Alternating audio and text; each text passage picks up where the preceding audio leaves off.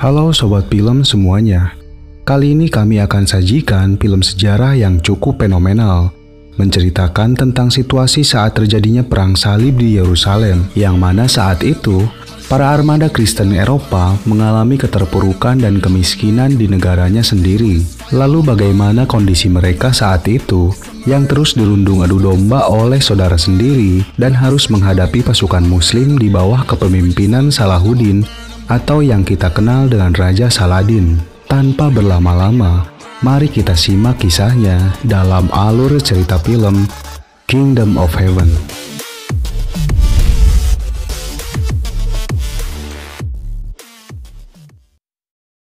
Diceritakan pada abad 12, tepatnya di negara Prancis tahun 1184 Masehi. Terlihat seorang pria bernama Balian sedang mengalami depresi berat saat istrinya mengalami keguguran kandungan dan melakukan tindakan bunuh diri. Dan sebagaimana aturan yang sudah berlaku bagi para Kristen, maka atas kejadian itu, Balian sangat merasa berdosa atas tindakan bunuh diri istrinya tersebut. Walaupun dia tak tahu apa yang harus dilakukan selain melanjutkan kehidupannya dengan menjadi seorang pandai besi.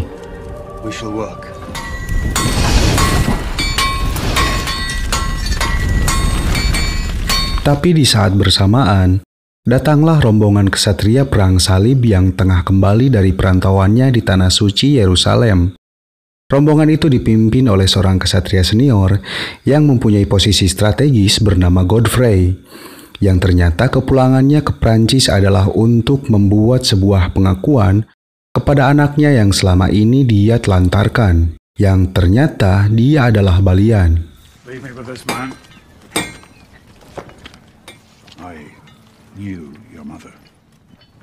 Dia sengaja menemui anaknya untuk menebus dosanya selama ini. Selain itu, dia berniat membawa Balian ke Tanah Suci untuk ikut serta berjuang di Yerusalem. Namun Balian menolak semua ajakan itu dan memilih untuk tetap hidup dengan keterpurukan di tanah kelahirannya sendiri. Godfrey tak bisa memaksakan kehendak anaknya. Kemudian dia pergi untuk kembali ke Tanah Suci Yerusalem. Namun sebelum pergi, dia memberikan pesan bahwa jika Balian berubah pikiran untuk ikut berjuang, dia memberitahu rute perjalanan yang akan dilewati supaya Balian bisa menyusulnya. Dalam situasi tersebut, pendeta itu memprovokasinya untuk menyuruh Balian pergi ke Yerusalem dengan tujuan bisa mengklaim tanah dan semua propertinya di sana. Tapi Balian tetap pada pendiriannya untuk menjadi seorang pandai besi walaupun harus hidup dengan kemiskinan. Hingga saat pendeta itu membicarakan tentang jasad istrinya yang telah dipenggal karena penuh dosa, Balian tak kuasa menahan amarahnya, kemudian membunuh pendeta itu.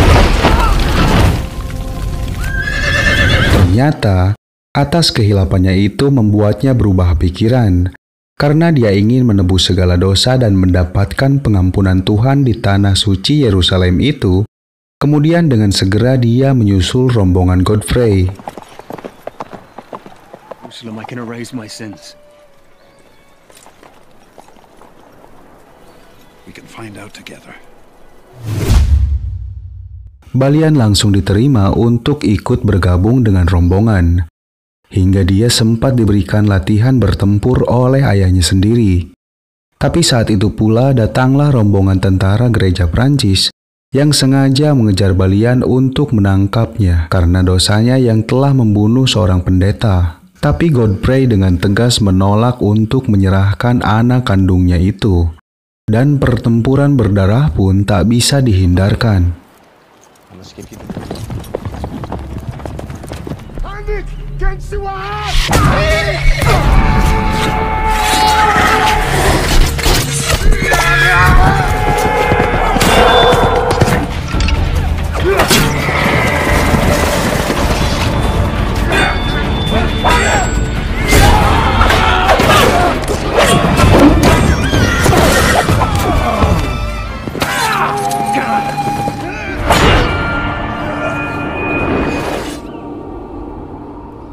Pertempuran itu berhasil dimenangkan oleh pasukan Godfrey walaupun dia harus kehilangan para kesatria terbaiknya yang terbunuh saat itu. Dan dia juga mengalami luka yang cukup serius setelah perutnya terkena panah dari pihak musuh. Dengan pengobatan seadanya, rombongan mereka pun terus melanjutkan perjalanan demi mencapai tujuan awal, yaitu pantai selatan Italia, untuk bisa menyeberang melewati lautan menuju Tanah Suci Yerusalem di Timur Tengah. Tapi setelah mereka berhasil sampai di persinggahan para pasukan salib di Italia, di sana dia bertemu dengan kesatria Romawi bernama Guy de Lusignan, yang juga merupakan anak sedarah dari Godfrey. Artinya, dia masih saudara satu ayah dengan Balian, walaupun Lusignan terlihat tak memberikan perlakuan baik terhadapnya. Hari demi hari berlalu, ternyata Godfrey tak bisa menahan sakitnya yang diakibatkan infeksi akut yang telah menyebar dalam perutnya. Hingga akhirnya di waktu-waktu terakhirnya itu, dia sempat mewariskan pedang dan menobatkan Balian sebagai kesatria pasukan salib.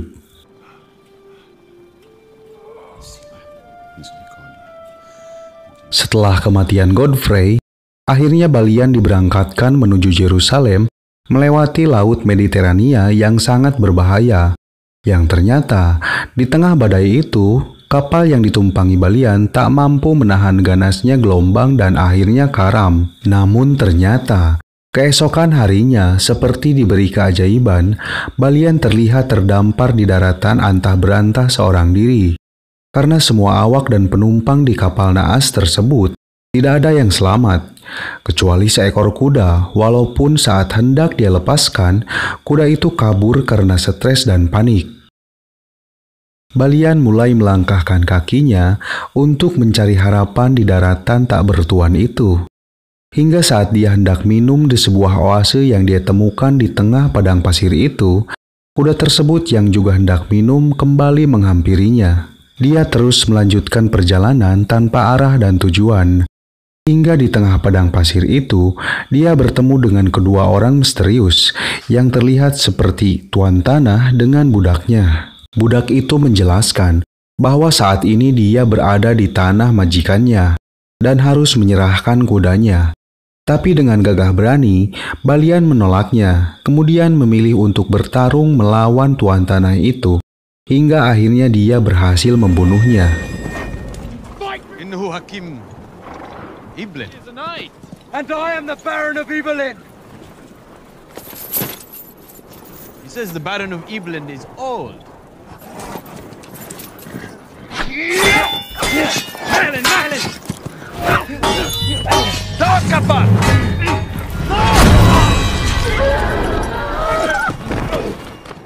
You've taken it very well that I've killed your master. Budak itu terlihat seakan berterima kasih kepada Balian yang telah memerdekakannya. Kemudian Balian memintanya untuk mengantarnya ke Yerusalem. Dan singkat cerita, mereka telah sampai di Tanah Suci yang didambakan selama ini.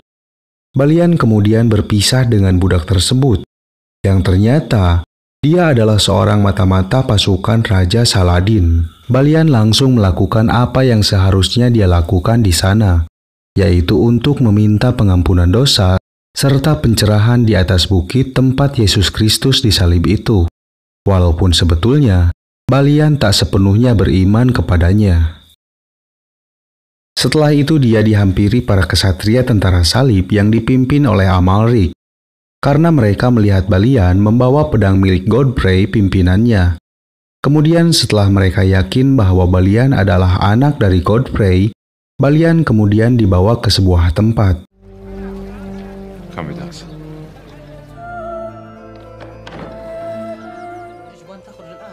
Give me the towel.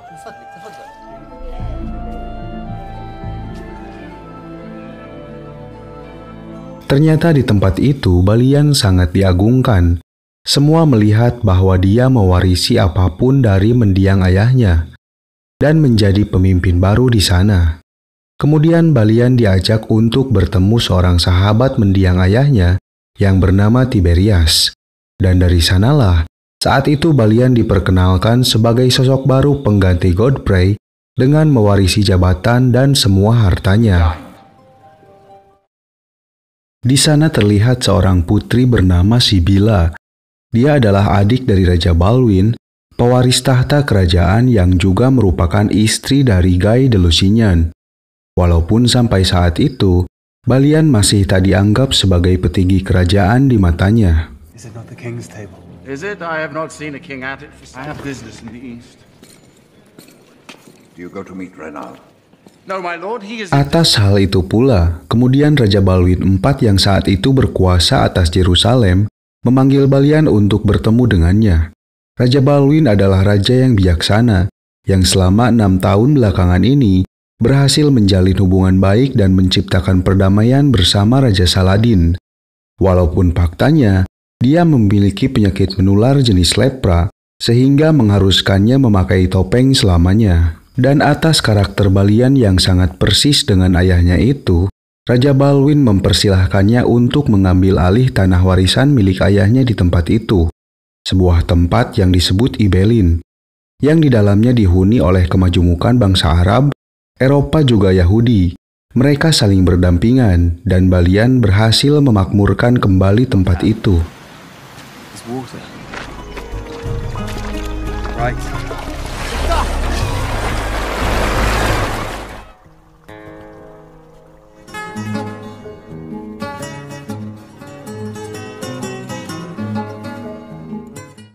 Namun konflik muncul setelah ksatria Templar yang bernama Reynald de Chatillon yang merupakan pribadi haus darah dan seringkali menjadi pemicu bentrokan dengan pasukan Raja Saladin. Kali itu dia sengaja menyulut konflik dengan cara menyerang rombongan karavan Muslim.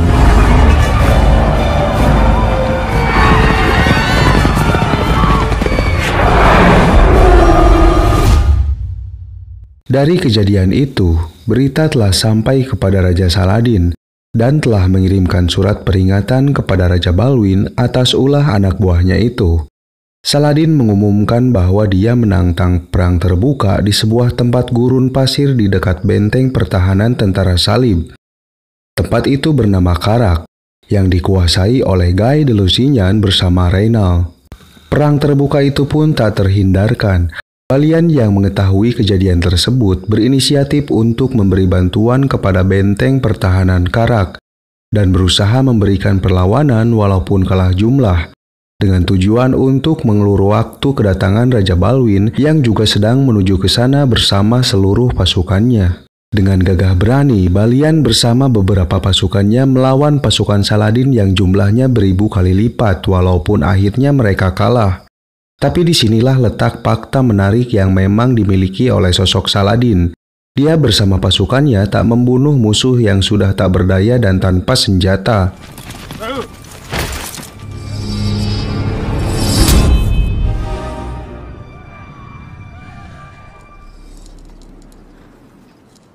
Dan di sana pula seorang budak yang tempo hari bertemu dengan Balian yang ternyata dia adalah seorang jenderal besar di bawah pimpinan Saladin. Dan atas kebaikan serta kebijaksanaan Balian tempo hari terhadapnya, akhirnya dia meminta untuk melepaskan Balian sebagai tawanan. You may go into Karak. Namun sesaat setelah itu, dari jauh terlihat ribuan tentara Salib yang dikomandoi langsung oleh Raja Balwin. Tapi dalam suasana ketegangan yang akan menjadi pertempuran berdarah itu, Raja Balwin dengan keberaniannya berusaha untuk berdialog kepada Raja Saladin untuk menangguhkan perang. I pray you retire unharmed to Damascus. Withdraw, we will all die here. Saladin setuju untuk berdamai, bahkan dia memberi bantuan dengan mengirimkan tabib-tabibnya untuk mengobati tentara Salib yang terluka. Kemudian Raja Balwin berjanji akan menghukum siapapun yang telah mengakibatkan tersulutnya bentrokan ini. Dia lalu menghukum Reynald untuk mengurungnya di penjara, serta melepas jabatannya sebagai ksatria Templar. Di saat itu pula, kesehatan Raja Balwin terlihat memburuk, dan dia memberikan sinyal kepada Balian yang telah gagah berani melawan pasukan Saladin. Namun konflik dimulai saat Guy de Lusignan merasa dicampakkan oleh raja yang menganggapnya sebagai pengecut, dan dari sana pula dia merasa iri atas keberadaan Balian.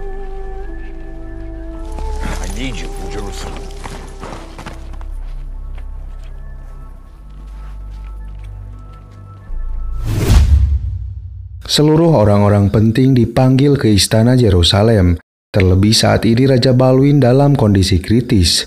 Semua petinggi kerajaan sedang membicarakan tentang pengganti raja yang saat itu digembor-gemborkan bahwa Guy de Lusignan menjadi kandidat terkuat saat ini karena merupakan suami dari Sibylla. Walaupun sebelumnya Raja Balwin telah mewasiatkan adiknya Sibylla untuk menikahi Balian kemudian menunjuknya sebagai raja. So be it. Atas perintah raja, Sibylla kemudian mencoba untuk membujuk Balian supaya bersedia mematuhi perintah raja tersebut.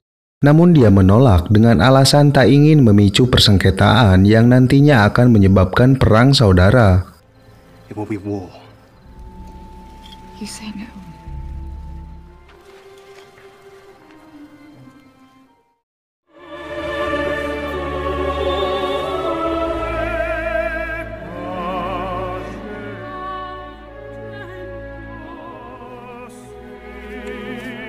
Akhirnya Sibylla menobatkan anak laki-lakinya sebagai raja baru yaitu Balwin V. Tapi dalam perjalanannya, atas rasa kekecewaannya terhadap Balian yang telah menolaknya, ternyata Sibylla melakukan sabotase dengan meracuni anaknya sendiri. Karena atas konspirasi yang terjadi, dikabarkan anak Sibylla mengidap penyakit lepra yang menular itu. Hingga setelah kematian anaknya itu, tampuk kepemimpinan diserahkan kepada suaminya sendiri yaitu Guy de Lusignan. Walaupun sebagian pasukan di dalam kerajaan tak ingin itu terjadi, hanya seluruh pasukan Templar Romawi yang mendukungnya. Karena dengan kepemimpinannya, mereka bisa merealisasikan peperangan dengan pasukan Muslim dan menguasai seutuhnya tanah Yerusalem dari bangsa Muslim dan Yahudi. Dugaan yang selama ini ditakutkan ternyata benar adanya. Lusignan bersekongkol dengan Reynald yang saat itu masih dikurung di dalam penjara untuk menciptakan sebuah peperangan dengan bangsa Muslim. Dan atas kesepakatannya itu, Reynald bersedia melakukan sabotase demi terciptanya perang dengan imbalan pembebasan dirinya.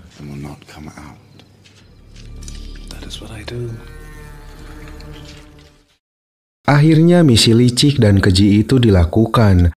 Bersama pasukannya, Reynald menyerang desa-desa yang dihuni oleh mayoritas bangsa Muslim. Dan yang paling fatal, dia dengan sengaja membunuh adik perempuan dari Raja Saladin. Saladin's sister.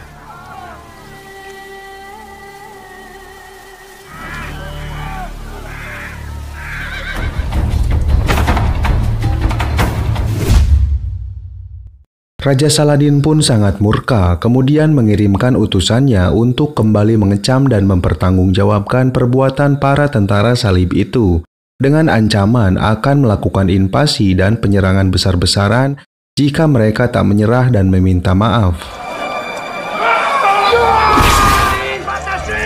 Take the head to Damascus. Tapi memang inilah yang diinginkan Guy de Lusignan.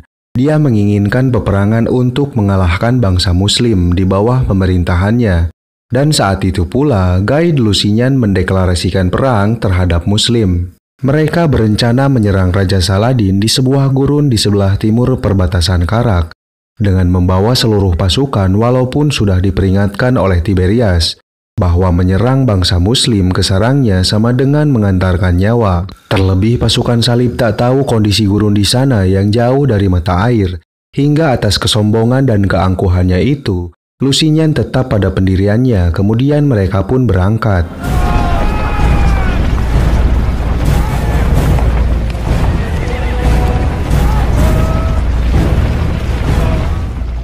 When Saladin has finished with Guy, we must look to the defenses. Jerusalem, along with him.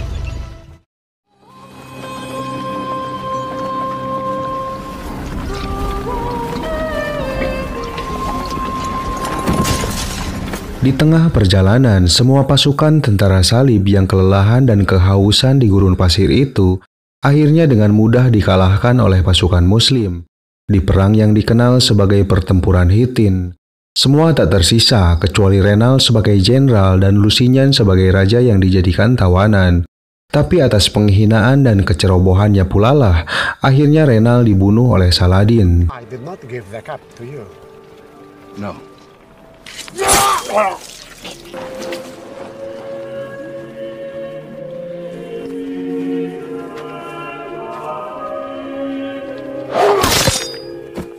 A king does not kill a king. Balian dan Tiberias yang meyakini akan kekalahan itu segera menyusul ke medan pertempuran. Dan ternyata atas kemarahan Saladin itu, semua pasukan tentara salib tak tersisa. Kemudian Tiberias menyarankan Balian untuk melarikan diri, karena untuk menghindari serangan dan kemurkaan Saladin selanjutnya. Tapi Balian menolak dan lebih memilih untuk mempertahankan benteng Yerusalem. Terlebih dia ingin melindungi semua rakyatnya. Dari sana Balian mempersiapkan segala strategi demi bisa menahan dan mempertahankan benteng terakhirnya. Walaupun sebetulnya Balian juga menginginkan perdamaian seperti ideologi Raja Balwin, yang membebaskan ketiga agama untuk beribadah di tempat itu, termasuk Yahudi dengan tembok ratapannya dan Muslim dengan Masjid Al-Aqsa-nya. They're here. This is the only section of the wall that they can attack. Dengan segala keterbatasan dan minimnya pasukan, akhirnya Balian menobatkan semua laki-laki yang mampu mengangkat senjata sebagai kesatria. Dan dari kejauhan, terlihat pasukan Muslim sudah tiba untuk mengepung Yerusalem.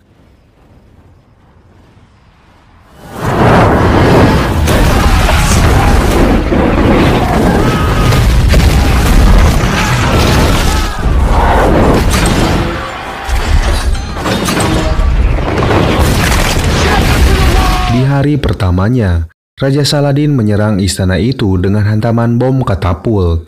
Sedikit demi sedikit benteng kokoh itu hancur. Serangan itu tiada henti dan hanya berhenti ketika masuk waktu sholat.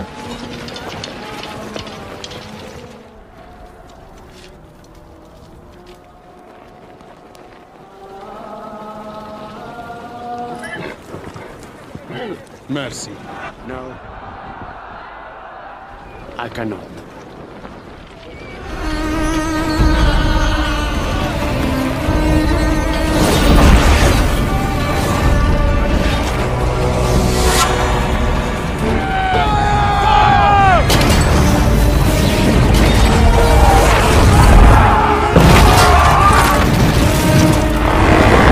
Hingga saat benteng utama itu hancur, Saladin memutuskan untuk menyuruh pasukan infanterinya terus merangsek masuk, supaya bisa menduduki benteng istana itu. Dan disinilah pertempuran berdarah itu berlangsung dengan sangat haru dan menyedihkan, karena banyaknya korban di kedua belah pihak, terlebih saat menara-menara penyerang berhasil dilumpuhkan oleh Balian.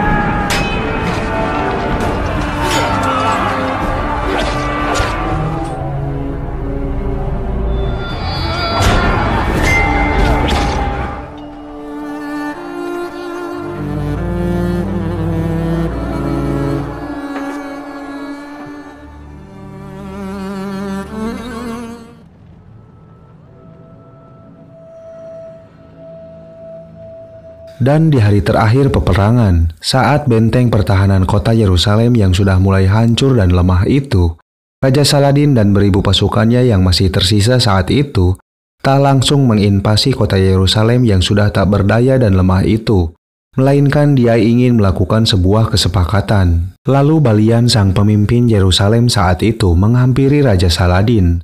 Awalnya dia menolak untuk menyerah dan memilih untuk mati bersama kehancurannya. Tapi Saladin yang bijaksana memberikan pilihan, karena dia tahu di dalam sana ada banyak wanita, anak-anak dan orang tua yang haram untuk dibunuh walaupun dalam situasi perang. Dan atas kesepakatan itu, akhirnya Balian menyerahkan kota Yerusalem kepada pihak Muslim, dengan kesepakatan balik dari Raja Saladin, yaitu berjanji akan mengawal kepulangan seluruh bangsa Kristen ke tanah kelahirannya di Eropa. And peace be with you. Assalamualaikum. I have surrendered Jerusalem. All will be safely escorted to the sea. Semua rakyat bersukacita atas kesepakatan yang dibuat oleh Balian. Walaupun harus merelakan kota Yerusalem yang selama ini mereka duduki dan pertahankan. Dengan itu pula semua rakyat pergi meninggalkan Yerusalem dan kembali ke Eropa. Namun di akhir film ini diceritakan beberapa tahun kemudian setelah Balian kembali ke Prancis. Seperti kejadian sebelumnya, terlihat sekelompok pasukan salib menuju ke rumah itu untuk mengajak Balian berperang demi merebut kembali Yerusalem dari bangsa Muslim. Yang faktanya saat itu pasukan salib dipimpin oleh Raja Inggris yaitu Richard I. Balian menolak ajakan itu dan mengaku dia bukanlah kesatria yang pernah bertempur dalam perang salib, melainkan hanya seorang pandai besi dan rakyat biasa. Dan dengan ini pula, film ini akhirnya tamat. Oke, sobat film semua, sekian yang bisa kami persembahkan. Semoga bisa menghibur dan mohon maaf jika masih banyak kekurangan. Salam sukses dan see you next time. But I think that I'm finally feeling good again. So hard 'cause I loved you. But I'm finally feeling